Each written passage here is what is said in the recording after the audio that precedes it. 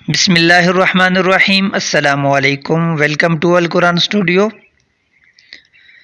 دوستو، جیسا کہ آپ کو معلوم ہے کہ نماز اسلام کا اہم ترین اور بنیادی رکن ہے۔ اسلام لانے کے بعد سب سے اہم جو چیز ہے وہ نماز ہے۔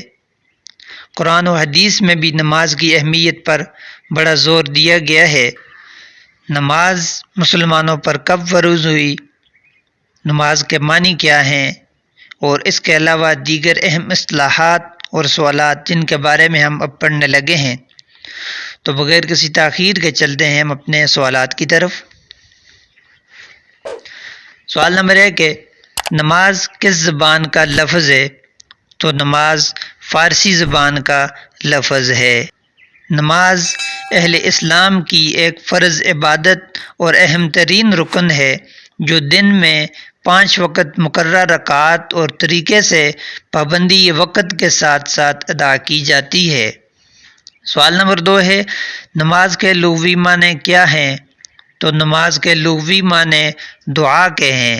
نماز فارسی زبان کا لفظ ہے جس کے لیے عربی میں صلاۃ کے الفاظ آتے ہیں، جس کے معنی ہیں دعا کرنا، خم ہونا، پروردگار کی تعظیم اور تکریم کے لیے سر جھکانا، بندگی اور اطاعت کرنا، اس طرح کے معنی میں استعمال ہوتا ہے۔ سوال نمبر 3 ہے 5 نمازیں کب اور کس موقع پر فرض ہوئیں؟ تو 5 نمازیں شب معراج میں فرض ہوئیں۔ شب معراج اللہ تعالیٰ نے حضرت محمد صلی اللہ علیہ وآلہ وسلم کو 50 نمازیں بطور تحفہ دیں، جن کی تعداد بعد میں کم کرتے کرتے اللہ کے سامنے درخواست کرتے کرتے آخر یہ 5 نمازیں رہ گئیں۔ سوال نمبر 4 ہے 5 نمازوں کی کل رکعت کتنی ہیں؟ تو 5 نمازوں کی کل رکعت کی تعداد 48 ہے۔ جیسا کہ آپ دیکھ سکتے ہیں کہ کالم میں کل رکعت والے کالم میں دیکھ سکتے ہیں کہ جو ٹوٹل رکعت بنتی ہیں ان کی تعداد 48 ہے۔ سوال نمبر 5 ہے 5 وقت نمازوں میں فرائض کی رکعت کتنی ہیں؟ تو 5 وقت نمازوں میں فرائض کی رکعت کی تعداد 17 ہے۔ کالم میں دیکھ لیں کہ فرض نماز جہاں پر لکھا گیا ہے تو فرض کی رکعت اس کے نیچے بتائی گئی ہیں کہ جن کی تعداد 17 ہے۔ سوال نمبر 6 ہے ہجرت مدینہ سے کتنا عرصہ قبل نمازیں فرض ہوئیں؟ تو ہجرت مدینہ سے تقریباً 1.5 سال قبل نمازیں فرض کی گئی۔ سوال نمبر 7 ہے جنت کی کنجی کسے کہا جاتا ہے؟ تو جنت کی کنجی نماز کو کہا جاتا ہے۔ سوال نمبر 8 ہے نماز کا حکم قرآن میں کتنی مرتبہ دیا گیا ہے؟ تو نماز کا حکم تقریباً 700 دفعہ دیا گیا ہے۔ سوال نمبر 9 ہے نبی صلی اللہ علیہ وآلہ وسلم کی آنکھوں کی ٹھنڈک کسے کہا جاتا ہے؟ تو نماز کو آپ صلی اللہ علیہ وسلم کی آنکھوں کی ٹھنڈک کہا جاتا ہے۔ سوال نمبر 10 ہے اسلام میں سب سے پہلے کون سی عبادت فرض کی گئی؟ تو اسلام میں سب سے پہلے نماز کی جو عبادت ہے اس کو فرض کیا گیا۔ سوال نمبر 11 ہے جہری نمازیں کتنی ہیں؟ تو جہری نمازوں کی تعداد 3 ہے۔ جہری نماز کا مطلب ہے کہ جس میں امام بلند آواز سے تلاوت کرتا ہے، یعنی کہ فجر، مغرب اور عشاء، یہ 3 نمازیں۔ سوال نمبر 12 ہے خفی نمازیں کتنی ہیں؟ تو خفی نمازیں 2 ہیں۔ خفی کا معنی ہے کہ وہ نمازیں جس میں امام بلند آواز سے قرأت یا تلاوت نہیں کرتا، تو یہ ظہر اور عصر کی نمازیں کہ جو خفی نمازوں میں آتی ہیں۔ سوال نمبر 13 ہے نماز کی ایک رکعت میں کتنے سجدے ہوتے ہیں؟ تو نماز کی ایک رکعت میں 2 سجدے ہوتے ہیں جو کہ سجدہ کرنا فرض ہے۔ سوال نمبر 14 ہے نماز وتر کیا ہے؟ تو نماز وتر واجب ہے۔ وتر کی 3 رکعت ہوتی ہیں جو کہ عشاء کی نماز میں سنتیں پڑھنے کے بعد 3 رکعت ادا کی جاتی ہیں۔ سوال نمبر 15 ہے نماز وتر کی کتنی رکعت ہیں؟ تو نماز وتر کی 3 رکعت ہیں، جس میں تیسری رکعت میں تکبیر کہنے کے بعد دعائے قنوت پڑھا جاتا ہے۔ سوال نمبر 16 ہے دعائے قنوت کس نماز میں پڑھتے ہیں؟ تو دعائے قنوت عشاء کی نماز میں وتر کی آخری رکعت میں پڑھا جاتا ہے۔ سوال نمبر 17 ہے اسلام کی پہلی مسجد کون سی ہے؟ تو اسلام کی پہلی مسجد مسجد قباء ہے۔ قباء وہ قابل دید تاریخی مقام ہے جس میں محبوب صلی اللہ علیہ وسلم نے مکہ مکرمہ سے ہجرت کر کے مدینہ منورہ میں داخل ہونے سے قبل آرام کیا تھا۔ قباء وہ تاریخی مقام ہے جہاں اسلامی تاریخ کی پہلی باقاعدہ مسجد تعمیر ہوئی۔ اس کا پہلا پتھر نبی اکرم صلی اللہ علیہ وسلم نے خود اپنے دست مبارک سے رکھا تھا۔ اس کے بعد حضرت ابوبکر صدیق رضی اللہ تعالی عنہ اور حضرت عمر رضی اللہ تعالی عنہ نے ایک ایک پتھر رکھا تھا۔ سوال نمبر 18 ہے اسلام کا قبلہ اول کون سا تھا؟ تو اسلام کا قبلہ اول بیت المقدس تھا۔ بیت المقدس مسلمانوں کا قبلہ اول ہے۔ ہجرت کے بعد 16 سے 17 ماہ تک تقریباً مسلمان بیت المقدس یعنی مسجد اقصی کی طرف رخ کر کے ہی نماز پڑھتے رہے۔ پھر تحویل قبلہ کا حکم آنے کے بعد مسلمانوں کا قبلہ خانہ کعبہ ہو گیا۔ مسجد اقصی خانہ کعبہ اور مسجد نبوی کے بعد تیسرا مقدس ترین مقام ہے۔ سوال نمبر 19 ہے تبدیلی قبلہ کا حکم کس سن میں آیا؟ تو تبدیلی قبلہ کا حکم سن 2 ہجری میں آیا۔ سوال نمبر 20 ہے خانہ کعبہ کس جگہ واقع ہے؟ تو خانہ کعبہ مکہ مکرمہ میں واقع ہے۔ سوال نمبر 21 ہے نماز استسقاء کب پڑھی جاتی ہے؟ تو نماز استسقاء بارش طلب کرنے کے لیے پڑھی جاتی ہے۔ استسقاء اس کے لفظ کے بنیادی جو لغوی معنی ہیں وہ پانی طلب کرنے ہیں، یعنی کہ بارش کے لیے نماز پڑھنا۔ جب عرصہ دراز تک بارش نہ ہو اور زمین بنجر و خشک ہو جائے تو اس کی وجہ سے لوگوں کو نقصان ہو رہا ہو تو اللہ تعالیٰ کے سامنے 2 رکعت نفل نماز استسقاء بارش کے لیے پڑھی جاتی ہے۔ سوال نمبر 22 ہے سورج گرہن کے وقت کون سی نماز پڑھی جاتی ہے؟ تو سورج گرہن کے وقت نماز کسوف ادا کی جاتی ہے۔ سوال نمبر 23 ہے نماز خسوف کب پڑھی جاتی ہے؟ تو نماز خسوف چاند گرہن کے وقت پڑھی جاتی ہے۔ سوال نمبر 24 ہے اللہ تعالیٰ سے مستقبل کی رہنمائی کے لیے کون سی نماز پڑھی جاتی ہے؟ تو نماز استخارہ جو اللہ تعالیٰ سے مشورے کے لیے اور مستقبل کی بہتر رہنمائی کے لیے پڑھی جاتی ہے، اس کو نماز استخارہ کہتے ہیں کہ کسی جائز کام میں کرنے یا نہ کرنے میں فیصلے کے لیے اللہ تعالیٰ سے مدد اور مشورے کے لیے یہ پڑھی جاتی ہے۔ سوال نمبر 25 ہے کون سی نماز ہے جو آدھی رات سے فجر سے پہلے تک پڑھی جاتی ہے؟ تو یہ نماز تہجد ہے جو آدھی رات کے بعد سے لے کر صبح فجر سے پہلے تک پڑھی جاتی ہے۔ سوال نمبر 26 ہے تہجد کے معنی کیا ہیں؟ تو تہجد کے معنی ہیں نیند توڑ کر اٹھنا۔ تو تہجد کا وقت آدھی رات سے لے کر طلوع فجر یعنی کہ سحری کے اختتام تک رہتا ہے۔ نماز تہجد کا اصل وقت سو کر اٹھنے کے بعد کا ہی ہے اور اسی وجہ سے اسے نماز تہجد کہا جاتا ہے۔ نماز تہجد کی کم از کم 2 رکعت ہیں اور زیادہ سے زیادہ 8 سے 12 رکعت پڑھی جاتی ہیں۔ سوال نمبر 27 ہے جماعت کی نماز اکیلے کی نماز سے کتنا درجہ افضل ہے؟ تو جماعت کی نماز اکیلے کی نماز سے 27 درجے افضل ہوتی ہے، جیسا کہ حدیث میں آیا ہے باجماعت نماز ادا کرنا تنہا نماز ادا کرنے پر 27 درجے فضیلت رکھتی ہے۔ باجماعت نماز کی فضیلت بہت زیادہ ہے، حتیٰ کہ اگر 2 آدمی بھی ہوں تو جماعت قائم کی جائے گی۔ سوال نمبر 28 ہے، تکبیر تحریمہ کا مطلب کیا ہے؟ تو تکبیر تحریمہ کا مطلب کہ نماز شروع کرتے وقت اللہ اکبر کہنا، اس کو تکبیر تحریمہ کہتے ہیں۔ یعنی یہ تکبیر کہنے کے ساتھ بندہ اپنے اوپر باقی تمام کاموں کو ممنوع کر دیتا ہے، جیسا کہ حدیث میں آتا ہے کہ مفتاح الصلاۃ الطہور، کہ نماز کی جو کنجی ہے وہ کیا ہے؟ پاکی ہے۔ وتحریمها التکبیر، اور اس کی تحریم کیا ہے؟ وہ تکبیر ہے۔ وتحلیلها التسلیم، اور اس کی تحلیل کیا ہے؟ وہ سلام پھیرنا ہے۔ سوال نمبر 29 ہے، جلسہ سے کیا مراد ہے؟ تو جلسہ سے مراد ہے کہ 2 سجدوں کے درمیان بیٹھنا۔ 2 سجدوں کے درمیان مختصر سا جو بیٹھا جاتا ہے اس کو جلسہ کہتے ہیں۔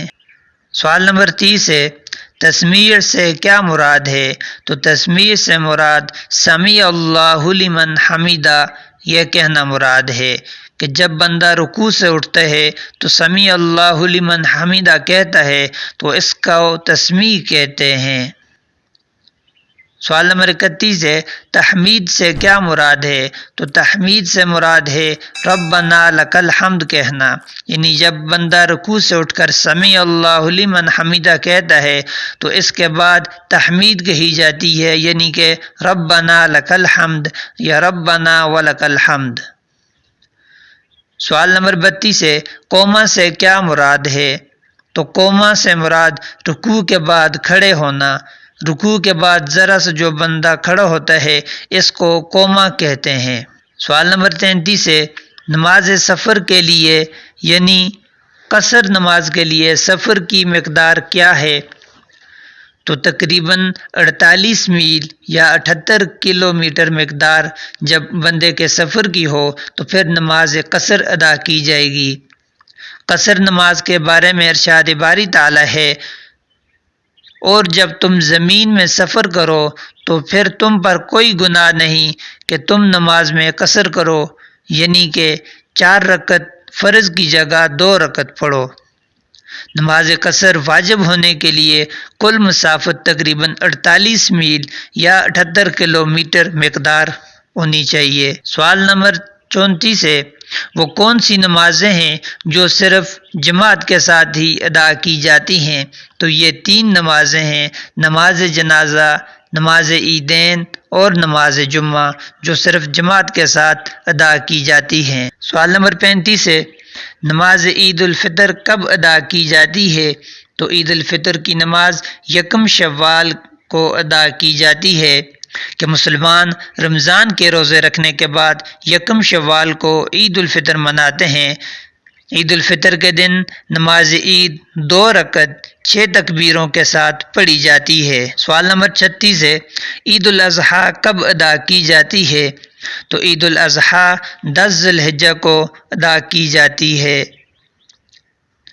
عید الاضحیٰ ذی الحجہ کی 10 تاریخ کو منائی جاتی ہے۔ عید الاضحیٰ کے دن نماز عید یعنی 2 رکعت 6 تکبیروں کے ساتھ پڑھی جاتی ہے۔ اس دن مسلمان کعبۃ اللہ کا حج بھی ادا کرتے ہیں اور حضرت ابراہیم علیہ السلام کی سنت کو ادا کرتے ہوئے حلال جانور قربان کرتے ہیں، جس کو قربانی کہتے ہیں۔ سوال نمبر 37 ہے، کس نماز میں رکوع و سجدہ نہیں ہوتا؟ تو نماز جنازہ میں رکوع اور سجدہ نہیں ہوتا۔ سوال نمبر 38 ہے، نماز جنازہ میں کتنی تکبیریں ہیں؟ تو نماز جنازہ میں 4 تکبیریں ہیں۔ سوال نمبر 39 ہے، نماز جنازہ مسلمانوں پر کیا ہے؟ تو نماز جنازہ مسلمانوں پر فرض کفایہ ہے۔ فرض کفایہ کا مطلب یہ ہے کہ اگر چند لوگ ایک محلے یا ایک علاقے سے ادا کر لیں تو سب سے یہ ادا کرنا ساقط ہو جائے گا، لیکن اگر کوئی بھی اس کو نہیں پڑھے گا تو سب کے سب گنہگار ہوں گے۔ سوال نمبر 40 ہے، وضو میں کل کتنے فرائض ہیں؟ تو وضو میں کل 4 فرائض ہیں۔ وضو میں 4 فرائض ہیں۔